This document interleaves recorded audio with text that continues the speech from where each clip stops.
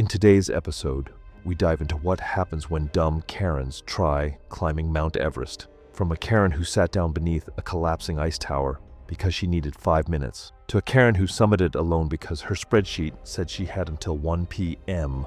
By afternoon, everything went catastrophically wrong. It was April 22nd, 2015. The spring climbing season on Mount Everest was underway, with expedition teams making acclimatization rotations. At base camp at 17,600 feet, climbers were preparing for their second rotation. Tessa Hargrove was 39, a lifestyle blogger from Scottsdale, Arizona. Everest was her most ambitious project, a series she'd pre-sold to outdoor gear companies as sponsored content. She'd spent more money on camera equipment than proper cold weather gear. Her jacket was rated only to minus 10 degrees Fahrenheit, inadequate for Everest where temperatures drop below minus 40 degrees Fahrenheit. During the trek to base camp, Tessa complained constantly about accommodations, food, and pace. She treated porters dismissively, referring to them as the help. At tea houses, she insisted on private rooms and threatened bad reviews when told she'd have to share. During the first rotation, Tessa stopped frequently for photos, forcing others to wait. When teammates expressed frustration, she responded that her sponsors expected content and she was paying for the expedition. At Camp 1 at 19,500 feet, she spent 2 hours staging tent photos while teammates rested. On April 22nd, the team began their second rotation through the Khumbu icefall. The climb started at 3 a.m. when ice was most stable. Tessa moved slowly, stopping repeatedly. Other climbers had to navigate around her. When her guide urged her to maintain pace, she snapped that he was being unprofessional and she'd document his attitude for the expedition company. At one point, she removed her gloves for 5 minutes to operate her camera in minus 15 degrees Fahrenheit temperatures, demanding her guide hold her ice axe. Her fingers turned white, then red. The guide told her to put gloves back on. Tessa accused him of overreacting. They reached Camp 1 and continued to Camp 2 at 21,000 feet the next day. At Camp 2, Tessa's oxygen saturation was 68%, acceptable. She complained of headache and fatigue, but dismissed these as minor. The plan was to rest briefly, then descend to Camp 1 before nightfall. At 2 p.m., as the team prepared to descend, Tessa announced she was staying longer to photograph the Lhasa face. Her guide explained they needed to descend before afternoon heat destabilized the route. Tessa responded that her sponsors expected specific shots, and she wasn't leaving until she got them. She'd paid for this expedition and would decide when to leave. After heated argument, the guide gave her a deadline, 2:30 p.m. Tessa spent 30 minutes taking photographs, changing jackets 3 times for different looks. She demanded other climbers move out of her frame. Each time she removed layers, her body lost heat. By departure, her fingers were numb. The guide examined her hands. Early frostbite. Tessa blamed him for not warning her properly. The descent was slow. Tessa's coordination was impaired. She stumbled repeatedly. By 4 p.m., they'd only descended halfway. At approximately 19,800 feet, Tessa sat down, saying she needed rest. The guide checked her oxygen saturation, 62%. Her speech was slurred. He urged her to continue. She stood but sat back down, reporting dizziness and nausea. The guide recognized acute mountain sickness and administered emergency oxygen. The oxygen helped initially, but Tessa couldn't walk. The guide and assistant began dragging her downward.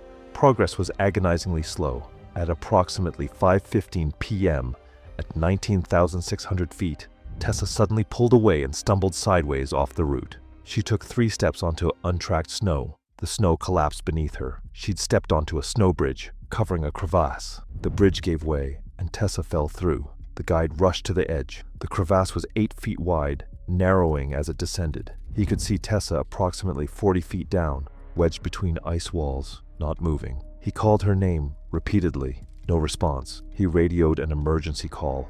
A rescue team arrived 90 minutes later after dark.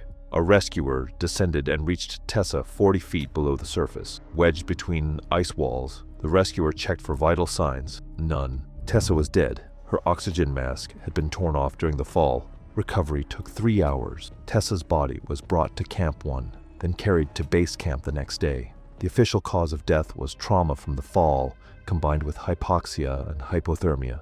Contributing factors included altitude sickness, inadequate cold weather gear leading to frostbite, and exhaustion from prioritizing photography over proper acclimatization. The guide's logs documented repeated warnings, her dismissive responses, and threats regarding his conduct. Her camera was recovered with her body, containing hundreds of photos from the days before her death. The expedition company added protocols requiring guides to confiscate cameras if clients prioritized photography over safety. Tessa Hargrove's body was returned to Arizona for burial. It was April 28, 2016. Weather forecasts showed promising patterns for mid-May summit attempts on Mount Everest. Expedition teams were pushing through acclimatization rotations. Claudia Kensington was 48, a pharmaceutical sales director from Boston who managed a large team. She was known for demanding management and refusing excuses. She'd hired an expensive expedition company for premium service. From the beginning, she treated guides and staff as service employees rather than expert advisors. The trek to base camp showed Everest wouldn't respond to her usual approach. She struggled with altitude, arriving with a persistent headache and shortness of breath lasting 3 days. The expedition doctor recommended extra rest. Claudia refused, stating she had business obligations in 6 weeks. She brought a satellite phone and spent hours daily on conference calls from 17,600 feet. During the first acclimatization rotation, Claudia's oxygen saturation levels were consistently lower than others. At Camp 2, at 21,000 feet,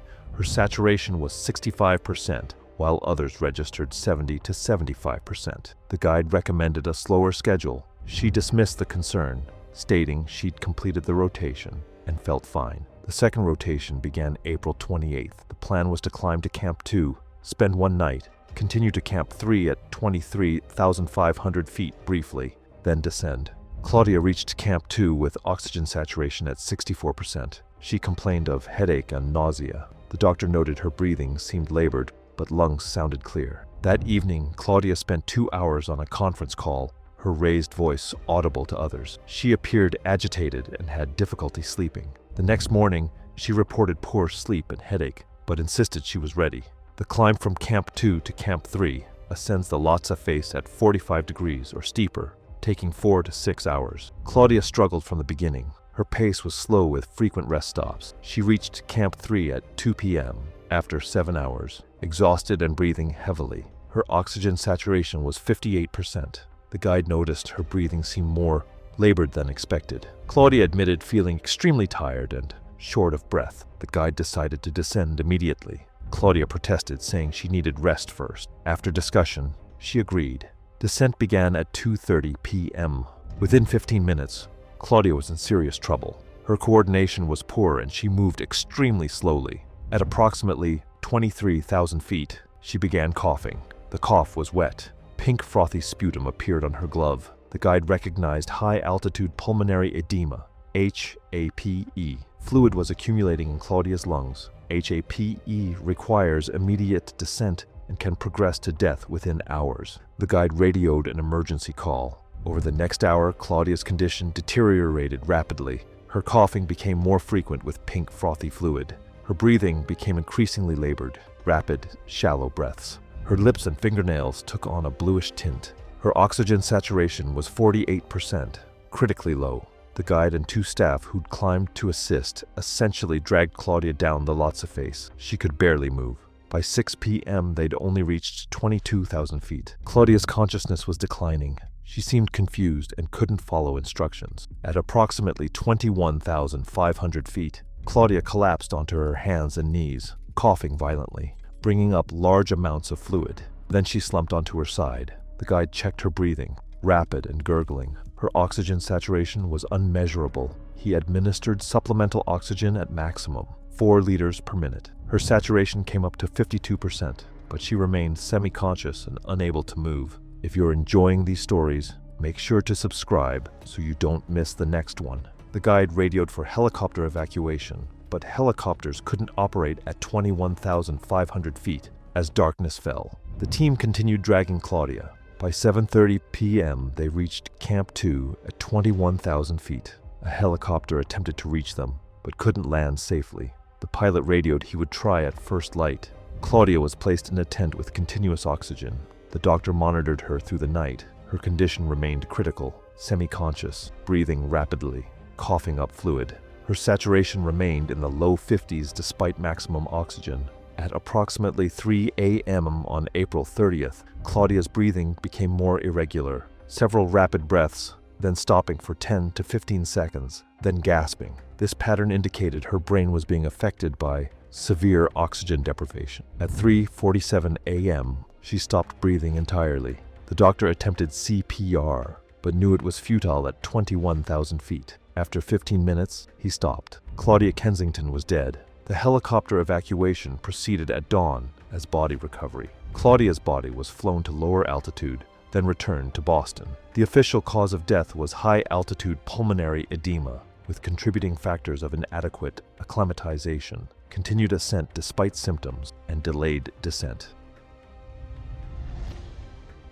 It was May 15, 2014.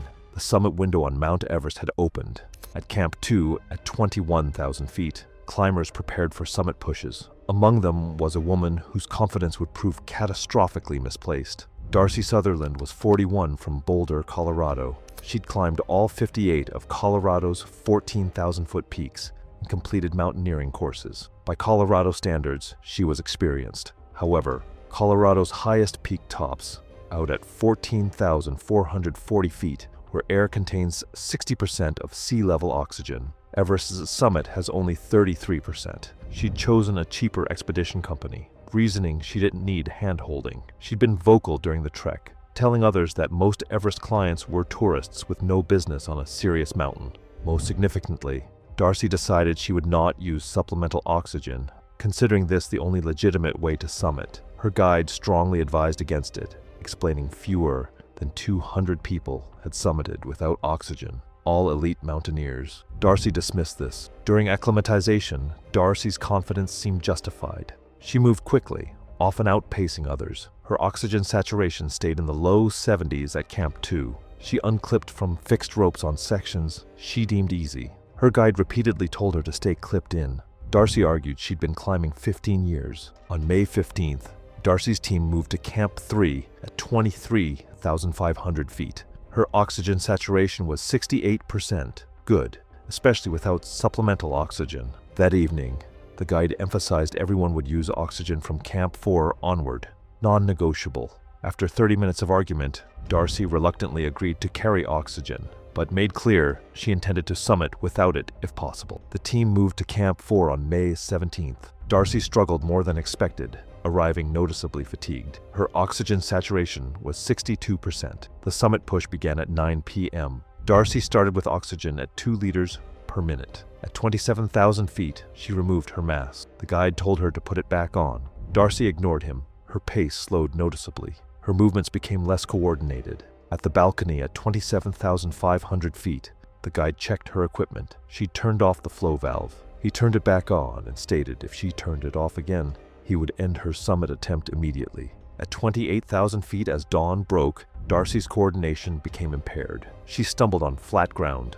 The guide recognized cerebral hypoxia and increased her oxygen flow. They reached the south summit at 28,700 feet around 6:30 a.m. Darcy sat heavily. Her response was slow, words slurred.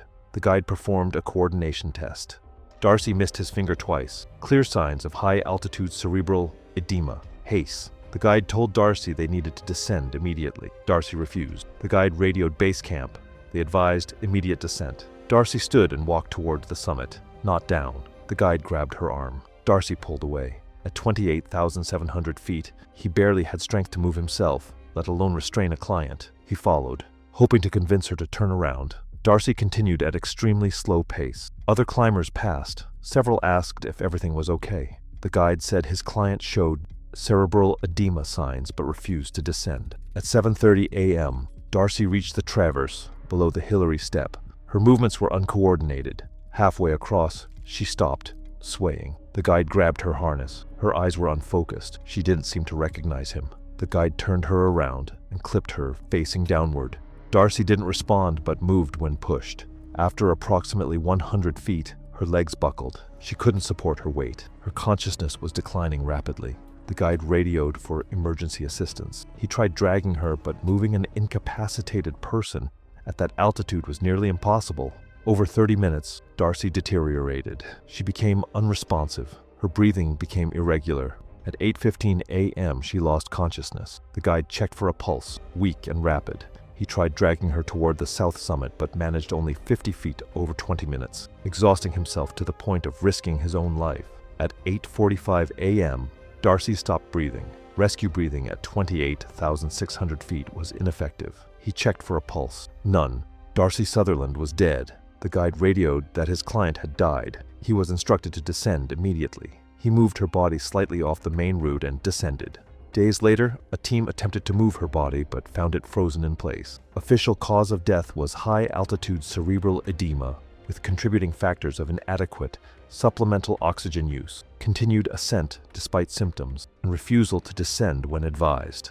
The guide's radio logs documented his repeated warnings and Darcy's refusals. Darcy Sutherland's body remains on Everest at approximately 28,550 feet, visible to climbers who pass that section. It was May 19, 2016. Weather conditions on Mount Everest were deteriorating after a brief summit window had closed the previous day. Other teams were still high on the mountain, racing against worsening conditions. Felicity Whitmore was 46 from Minneapolis, Minnesota, where she ran an event planning company built on rigid schedules. Before leaving for Nepal, she created a comprehensive spreadsheet detailing every day of the expedition, specific time blocks for each activity, exact dates for each camp, the precise day she would summit. The guide explained that Everest doesn't follow schedules. Weather and conditions dictate timing. Felicity responded that proper planning prevents problems. The expedition deviated from her schedule almost immediately.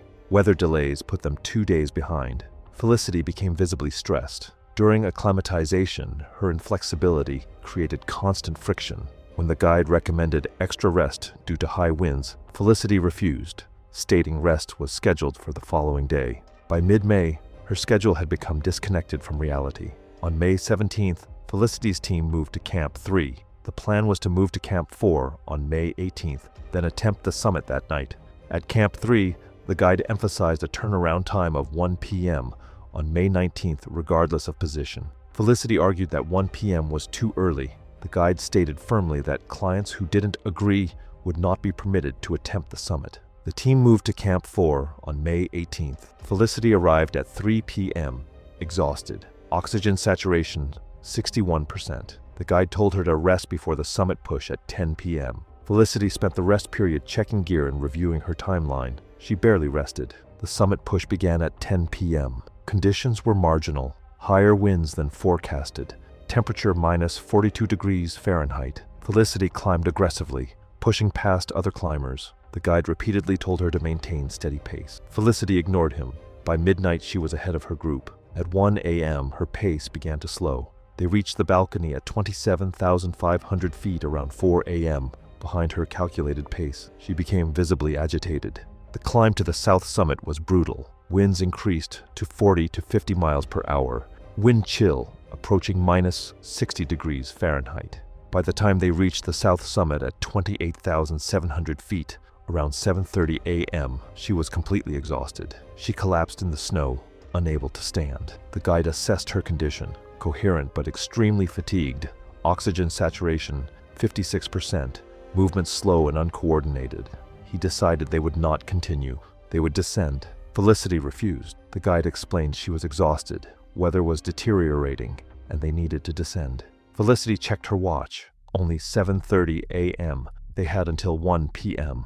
The guide explained the turnaround time was for being back at this position and descending, not for reaching the summit. The guide stated firmly they were descending. Felicity refused to move. After 10 minutes, the guide told her he was descending with or without her. Felicity stated she was continuing. The guide radioed base camp. They advised him to descend. He made one final attempt. She refused. He began descending around 7:50 a.m. Felicity rested 20 minutes, then climbed toward the summit at extremely slow pace. At 9:30 a.m., she reached the Hillary Step, taking 45 minutes to ascend it. The final 200 feet took another 45 minutes. She reached the summit around 11 a.m., alone. She sat down, too exhausted to stand, and remained 15 minutes before descending. The descent was catastrophic. By the time she descended the Hillary Step around 12:30 p.m., She'd been moving for 13 and a half hours. Her pace slowed to 50 feet every 10 minutes. At 1 p.m., the turnaround time, she was still at 28,600 feet. She sat down, unable to continue. She tried to radio but couldn't operate it. Cognitive function severely impaired. At 1:30 p.m., weather deteriorated sharply. Wind increased to 60+ miles per hour. Visibility dropped. Snow fell. At 2 p.m., climbers found Felicity sitting unresponsive. She was conscious but severely hypothermic and unable to move. They radioed base camp. Base camp told them to do what they could, then descend. The climbers gave her an oxygen bottle at maximum flow and tried setting up shelter, but wind was too strong. After 30 minutes, they descended at 2:45 p.m.